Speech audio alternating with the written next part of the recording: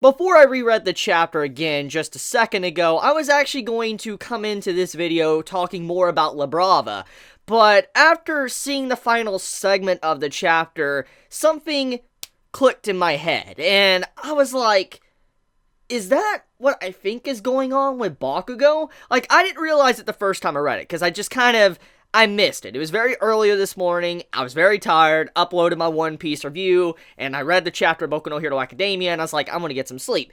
And I finally got around to rereading it again to, prep up, get ready for this review, and I noticed something with Bakugo that just stood out to me.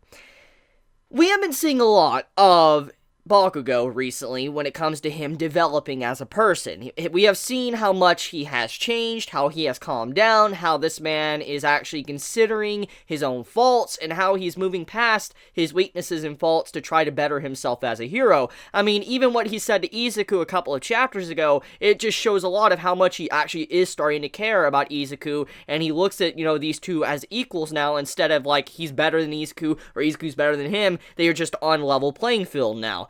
And this chapter, at the ending segment, many might kind of write it off as like standard slice of life stuff that doesn't really matter at the end of the day. I feel like that's what many are going to look at that final part of the chapter about, when, Bakugo and Jiro are having a combo and stuff, and, Bakugo's going to be playing the drums and all that. That entire segment, many, like I said, would just write that off and say that is filler, or what they've been saying, like it's very boring. But in fact, it was the exact opposite. That was a very important scene, and let me explain why. Number one, we go into the big portion of what the reasoning for this is. Why our characters are deciding to play in a play and also have instruments and stuff, have like a band and all that. The reason why they're doing this is because they want to relieve stress on the other students in the school. They don't want everybody else being stressed out. And the reason for the stress is because of everything that has been going on with All Might, to the, villain invasion, to the League of Villains, to Stain, to how UA, our class, 1A is always standing out. It's because of these little things that why many of the students have started to get stressed. It's because of the actions of our characters. They've always been wrapped up in some big stunts, and it just makes everybody freak out or puts pressure on them to where they have to change their lifestyle as well. Because it isn't just our class that's changing their lifestyle, it's many of the people that are going to this school that are having to change their lifestyle thanks to what has happened to our main cast of characters. And so they are technically responsible for the stress. And obviously because of this, many others around the school are going to harbor some form of resent, hatred, jealousy, whatever, towards our characters. And that's kind of what we saw in the second segment of this chapter, when you see Bakugo walking alone and all that, and then you hear a couple of students say like, oh, they're trying to do all this for us. They're trying to do a play and all that for us. And he's like, they're cocky, aren't they? The reason why that was said wasn't because they were just saying that just to say it. They were saying it because, oh, they're wanting to relieve our stress, but in reality, they're the ones that have given us stress, and then they're probably doing this before they can make themselves look better or look good in front of everybody's eyes. And so that's what Bakugo meant when he said, oh, you're just going to have self-gratification. You guys doing this, it looks like you're just trying to have, people look at you like you're good people trying to relieve people's stress, which that is not going to help your image in the school. That's basically what Bakugo was trying to say. There's a bunch of people that are not liking you guys right now, don't like us. We've had so much attention by the League of Villains and all these little things that, obviously, looks like we're just trying to gain the spotlight. We're trying to get all of the attention for ourselves. And so with us making this play, trying to relieve the stress of the school, once again, it looks like we're trying to pull another stunt. We're trying to, get popularity up and stuff like that. And so it does make them look bad. That's where Bakugo was coming from. He's like, that's just self-gratification. But in reality, let's be real here. Our cast of characters, they're not doing it for self-gratification. They're not doing it for, to make themselves feel better. They're not doing it for, people can look at them better. They're wanting to do it because they actually care and they want to make people feel better. They want to relieve stress. That's what our characters think. But in reality, everybody on the outside that has been given this stress by our characters, they don't think that. They think it's a bunch of bull, okay? They think it's bull that they're trying to relieve their stress. They think they're just trying to make themselves look better. And so Bakugo, that's why he acted like that. It wasn't because he was trying to be rude to Jiro. It wasn't because he he wanted to be confrontational, he didn't want to be like that. He actually said that because he cared about his class, which speaks volumes for Bakugo's character for him to even go that far to say something like that. Because let's backtrack, okay? Let's, back up all the way to the very beginning of Boku no Hero Academia, okay? All the way to the beginning. As you remember, when Bakugo was first introduced, he was a character that looked down upon everyone. He got a quick wake-up call. Like, we all know this. He got woke up real quickly and found out that he definitely was not number one very quickly, even by Izuku himself. But even then, though, at the beginning, he didn't care much about his class. We never really saw him actually like his class. The way he interacted, he just wanted to be a loner. He didn't want to interact or mingle with anyone. He just thought he was the top dog, basically. And over time, we have seen many, certain segments throughout Boku no Hero Academia to where he has slowly grown attached to them. And he feels bad when he causes trouble for them or whatever. And in this moment, when he started lashing out at Jiro and everybody, it wasn't because he's being malicious to them. He was trying to help them out and defend them. So he cares about them. He actually respects and cares for his class, for him to even say that. And when he decides to pick up the drums and start playing the drums and all of that, when he decides to actually do it, it's not because he's doing it just for self-gratification. What he was saying, he's doing it for his class. That's the only reason why he's doing it. He's doing it to make them happy. He's not doing it for himself. He's not doing it for the other people in the school. He's doing it for his class. That's the whole reason why Bakugo is even deciding to play the drums and why he's wanting to play it for his class right now, is because he cares about them enough to do that for them. So that just shows how much Bakugo has developed as a character for him to even do something like this. Just splendid work, Horikoshi. I am truly pleased when it comes to that second half of the chapter. So Jiro, she basically is trying to teach the class, hey, you guys need to play some instruments. If we're going to be doing a band and all that, you guys need to be able to play some instruments. I play the guitar and all that. I do know how to play the drums somewhat, but I'm still learning. I'm kind of like a novice, so if I was to teach someone, it's not going to work out too well. So eventually, Bakugo popped up. He started actually playing the drums, but it was thanks to the helping hand, the support of Zero that caused that to happen in the first place. Oh my god, okay, this made me smile. Zero, a best boy, a boy that needs to have more attention. I should have added him into my video. What characters I'd like to see more of. Zero is a character that honestly doesn't have a lot of attention either.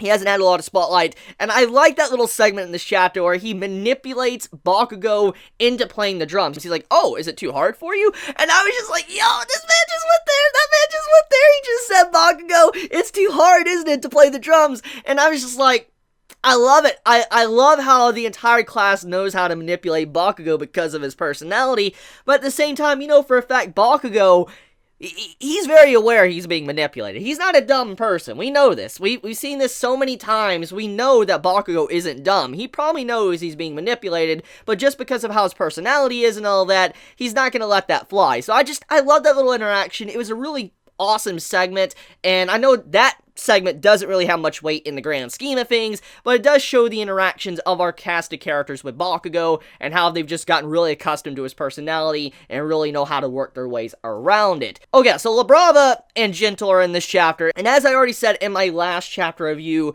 of Boku no Hero Academia, in last week, I love their designs. Their designs, I'm a big fan.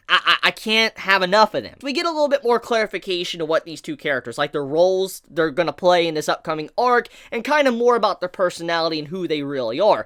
Number one, it seems like Gentle is not necessarily a bad guy. In fact, he's like a calmer version of Stain. That's the way you can look at Gentle's character in this chapter, because he lets us know that he's a chivalrous thief. He is someone that actually does bad things to bad people. He's kind of like a modern-day Robin Hood. I don't know if that's the correct analogy or person to kind of reference to, but he's kind of like Robin Hood. You know how Robin Hood stole from the rich to give to the poor and all that? That's basically what, Gentle is. He's a criminal that does criminal things to bad people. So, for instance, the J store, which was hiding their labels and stuff in this chapter, trying to hide expiration dates and trying to give it on the hush-hush because they had a lot of money, he decided to attack their store, make them look bad, record it and all that. That was the whole point. So, he's like a guy that punishes bad people. So, in a way, he's more like a vigilante than an actual villain. But, as we know when it comes to the Boku no Hero Academia verse, vigilantes and villains, they're pretty much the same thing. Like, the way it's labeled. That's just the big thing. That's the whole reason why Boku no Hero Academia Vigilante, the spinoff, is so fascinating, because our main characters, you might as well say they're villains. Even though they're good guys, because of the law, they are labeled as villains, basically, because they're vigilantes. So, Gentle, yes, he's doing criminal stuff, but he's more along the lines of a vigilante and kind of a nicer version of Stain. So I do like his character. He's definitely fascinating, and I do like how he's trying to show the world through his videos that some things these people that he's recording or people he goes up against, he's trying to show that they are corrupt, they're evil, and he's getting back at them. And so his main objective, what he wants to do in this upcoming arc, is to break into UA. He wants to break into the school for he can actually expose that their security is not as good as they say it is, which I think is a brilliant way for his character to be in this arc, because it does say a lot. If Gentle is able to break into the school and all that, it confirms that the school is still not good enough. It's still not good enough at protecting its students, which would be a disaster in the media. As we know, when it comes to Boku no Hero Academia, the media has popped up time and time again to criticize UA, criticize the teachers and all that, many times saying that they're not doing a good job. And as we know, a bunch of our characters now are living in dorms near the school just because to keep the students safe. And so if Gentle just breaks in like nothing and all that in the middle of a closed-in culture festival and all that, it's gonna look very bad on them. And that's kind of what he's wanting to do. He wants to prove if their system is as good as they say it is. But at the same time, with him doing this, it'll also gain him a lot of attention, because the people he's going to be going up against, for instance, breaking into the school, are the very class that has been gaining a lot of media cover. For instance, you know, our main cast of characters, Izuku, you know, Bakugo, Todoroki, all of them, they've been getting a lot of media coverage. And so if he breaks into the school that's been covered a lot, then he will get noticed more, which in turn, more people will be attracted to his videos and stuff. So it's a win-win situation. He's trying to get big off the popularity of others, which fits in with some of the things that Horikoshi's trying to do with their characters, like the characterization, with them being YouTubers and stuff. I'll get to that in a moment, like I'll talk about that in a second, but basically, the way this is being done is that he's trying to just expose the school. That's his whole entire point, and he's not trying to be malicious about it. He's not trying to hurt anyone from what we can see. It doesn't look like he's that type of person. He might have been a long time ago. He might become something like that. I have no idea. But at this moment, though, he doesn't seem to be a malicious person. Lebrava's sitting there watching Gentle's video and all that, recording of him, and she's so cute. Oh my god, like, she's just kicking her little legs and all that, saying, he's so cool, and she's just kicking her legs. I'm like, that is adorable. She's so cute. And the way she's just getting so hyped up and all that, and eventually you have Gentle come in. Like, this man's pouring his cup of coffee. I'm assuming it's coffee, maybe tea, I don't know. It could be tea, coffee, I don't know what he's drinking, but whatever he's drinking, he can't pour it right. Like, this man is not pouring it right. Like, he tried to pour it, and it poured to the side of the cup, and you see this man drinking like a half-spilled cup of coffee or tea, and drinking it out, just like, okay, I thought it was the wind that messed him up in the last chapter they got in the Lebrava's face, when she's like, you know, like that, but no, we were wrong. No, it was not that. In fact, it was just, this man Gentle, he doesn't know how to pour a cup of coffee or tea. He doesn't know how to, so I like that. I like that little character trait. It's a character flaw, but I find that really cool. I just like something like that. It just makes him a little bit more of a interesting character, fascinating character for him to have something like that when it comes to him pouring his drink.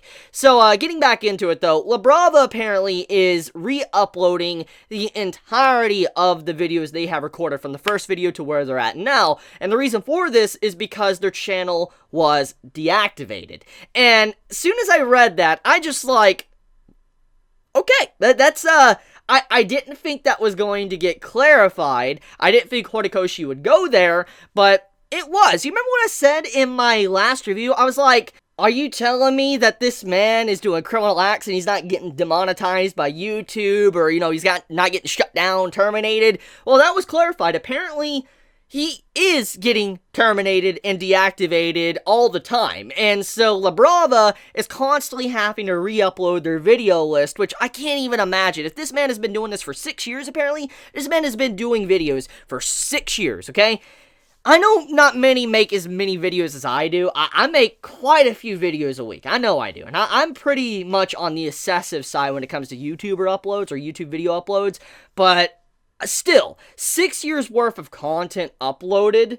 If this man's consistent, like if he uploads multiple videos, let's say a week, or like a video a week, or, like 2 a month or whatever, those amount of videos are going to add up over time. And I can't imagine what, how many hard drives or, external storage space he needs for all of these videos that he stores to be able to re-upload everything again.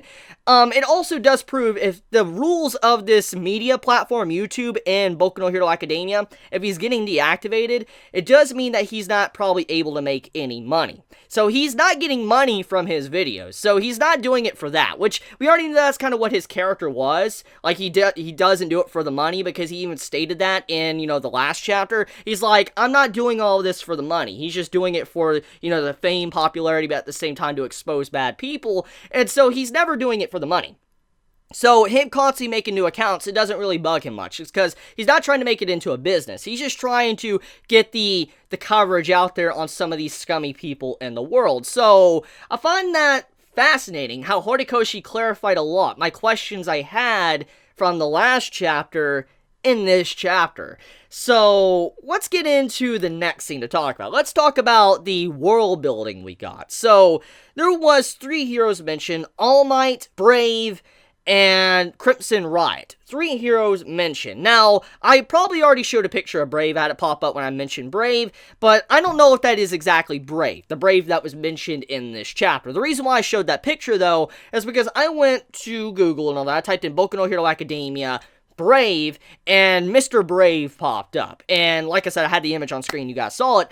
That's the only Brave that's been mentioned in Boku no Hero Academia. So I'm assuming either A, the dude that we met a while back in the internship or whatever, in the arcs and stuff, I'm assuming that dude's very important, or that's not the same dude that was mentioned by, Gentle in this chapter. Regardless, though, we had a name drop for Brave, and I'm curious to see how important this man really is, because we've already seen what Crimson Riot has done for some people in our series, for instance, Kirishima, and we know what All Might has done, how he's affected society. So, Brave, I don't know if the one I showed is the Brave that was mentioned in this chapter, but he's definitely going to be an important character in the future. Now, the villain segment, we have All For One, which we're fully acquainted with. We know who All For One is. I mean, he's like the big baddie, okay? He's like the big bad guy besides Shigaraki. And then you have Destro. I think that's his name, Destro or whatever, the leader of the Liberation Army. And that right there, this character was never mentioned before. I don't think he's ever mentioned before, so this is the first time we've actually got to see his character. Definitely important character. I have a really good feeling that this dude, Destro, is probably going to be, up against Shigaraki. I see him having a confrontation with the League of Villains. I don't know. I just sense it by the way the name sounds and all of that. Something tells me that he's not going to go with Shigaraki's ideals. Now, on the other side, too, another villain is called Oji Hajime? I forget how to say his last name, but it's Oji. And I know Oji stands for Prince, and apparently he is an uncanny thief or whatever. So, you have this thief, and then you have, this Liberation Army leader, and then we have All For One. So, we have these 3 villains that are name dropped besides the heroes, and Destro, I think, is new, and Oji is definitely new as well, and so these characters are definitely going to be important. Definitely. Maybe not this arc, but they're definitely going to be important. Now, I do want to point something out, okay? I don't know if this is going to be relevant or not, but it is something I want to point out. Right after he mentions this thief and all that, Oji, this uncanny thief or whatever, Gentle mentions that he is a chivalrous thief. So, I wonder if he has a connection with that villain, Oji. I wonder if he has any personal connection. It would be even more of a shocker if he was related to the man. Now that That'd be cool, or if he was the man. I mean, think about it. I mean, it is implied that maybe for him to be doing this for all of these years, maybe he could have been a bad person, maybe changed his ways or something. I have no idea. But I just wanted to point out that name drop with, this thief, and when he says he's a thief, I just wonder if he might have gotten his, talents or whatever from that dude, one of the main villains from the past. Who knows? So, yeah. I think that's pretty much about it. That's all I need to cover when it comes to this chapter. So let me know your thoughts in the comments below. If you enjoy my content, please subscribe. If you like this video, please leave a like. And I love you guys. Have a wonderful day or night wherever you live. Please be safe. Chibi out.